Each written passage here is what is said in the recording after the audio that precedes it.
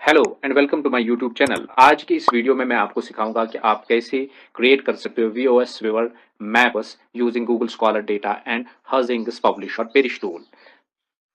पहले हम ओपन कर लेंगे Harzing's publish or perish tool to extract the Google Scholar data. उसके बाद जो एक्सट्रैक्टेड फाइल है उसको हम इंपोर्ट कर लेंगे वीओएस व्यूअर में to create the maps.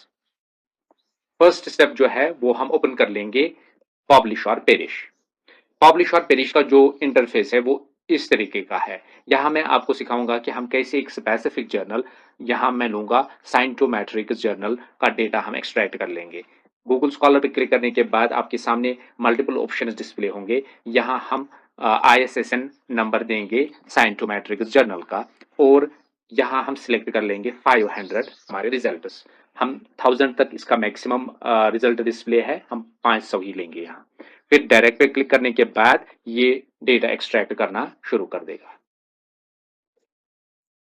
It will take few minutes to extract the data। इस तरीके से 500 रिकॉर्ड्स एक्सट्रैक्ट इसने किए साइंटोमेट्रिक्स जर्नल के।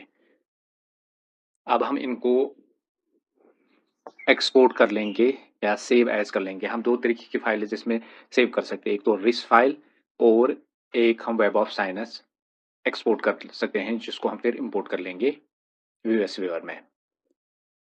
पहले हम एज अ रिस फाइल इसको सेव कर लेंगे। यहाँ मैं इसका नाम दूंगा साइंटोमेट्रिक्स .ris। ये सेव हो गई ये फाइल डाउनलोड। अब हम ओपन कर लेंगे वीओएस व्यूअर। वीओएस व्यूअर का जो इंटरफेस है वो इस तरीके का है। यहाँ हम नेटवर्क विजुअलाइजेशन, ओवरले विजुअलाइजेशन और डेंसिटी विजुअलाइजेशन क्रिएट कर सकते हैं। यहाँ मैं क्रिएट पे क्लिक करूंगा और यहाँ हम specifically create map based on text data.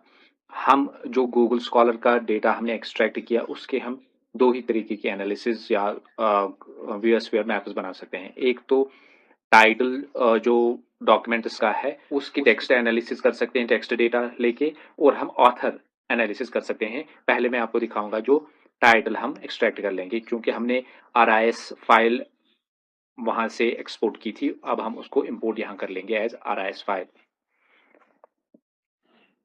यहाँ वो डाउनलोड्स में वो फाइल है। डाउनलोड्स पे क्लिक करने के बाद हम यहाँ मैंने उसको साइंटोमेट्रिक्स नाम रखा था। Okay next.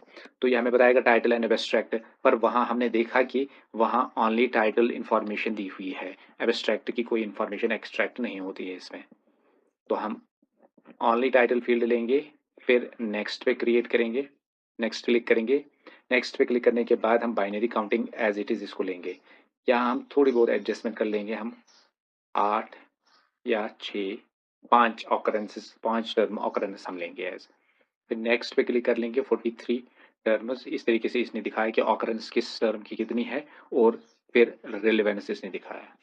फिनिश पे क्लिक करने के बाद हम यस पे क्लिक करेंगे। इस तरीके से इसने जो वीएसवीआर ने मैप क्रिएट करके दिया टर्म्स का, जो टाइटल में टर्म्स थी, इसकी हम फर्दर एनालिसिस कर सकते हैं। इसके 5 क्लस्टर्स बने। फर्स्ट क्लस्टर में 13 टर्म्स है, सेकंड क्लस्टर में 11, थर्ड में 8, फोर्थ में 5 और फिफ्थ में भी 5 टर्म्स है। ये इसका ओवरले विजुअलाइजेशन है, डेंसिटी विजुअलाइजेशन इस तरीके का होता है। तो ये हमने सीख लिया कि हम कैसे जो टाइटल एनालिसिस अगर हम करना चाहते हैं उसका हम अगर मैप क्रिएट करना चाहते हैं तो गूगल स्कॉलर का डेटा हम ले सकते हैं और उसका हम मैप क्रिएट कर सकते हैं। अब मैं आपको दिखाऊंगा कि ऑथर का डेटा हम कैसे ले सकते हैं। यहाँ क्रिएट पे क्लिक करने के बाद नेक्स्ट, और यहाँ हम read data from the reference manager क्योंकि हमने RIS फाइल वहाँ एक्सपोर्ट की थी।